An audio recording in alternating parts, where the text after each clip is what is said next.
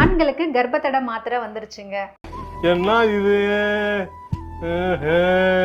காலங்காலமா contraceptive bills அப்படின்னாலே அது பெண்கள் மட்டுமே எடுக்கக்கூடிய ஒரு விஷயமா தான் இருக்குது.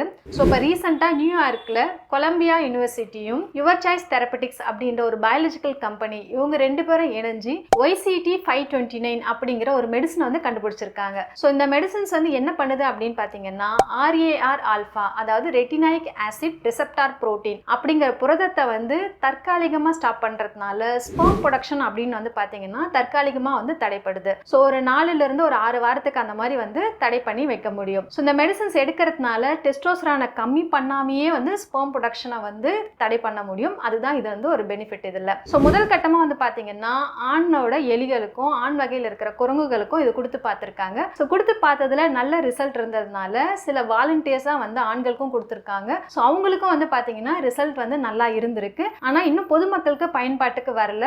ஸோ இதை பற்றி நீங்கள் என்ன நினைக்கிறீங்க? ஸோ இது வந்தால் யூஸ் பண்ணலாமா, இல்லை எப்பவும் போல் பெண்களுக்கே கான்ட்ராசெப்டிவ் பில்ஸ் கொடுக்கலாமா என்னன்றதை நீங்கள் எனக்கு கமெண்ட்டில் சொல்லுங்கள். தேங்க்யூ.